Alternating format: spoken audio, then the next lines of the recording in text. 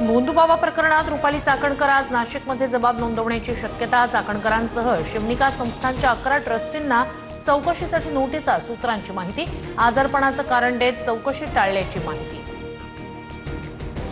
भोंदू खरातचा सीए ललित पोफळे वादाच्या भोवऱ्यात. पुण्यातील कोरेगाव पार्कमध्ये पत्नीच्या नावे रो हाऊसची खरेदी. सीएकडे एवढी संपत्ती आली कुठून याची चर्चा.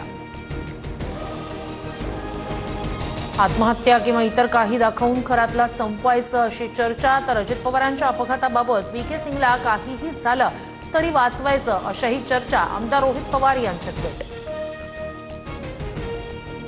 मनसे अध्यक्ष राज ठाकरे 2 एप्रिलला पुणे दौऱ्यावर. जिल्हा निरीक्षकांकडून पक्षाच्या संघटनात्मक बांधणीचा आढावा घेणार.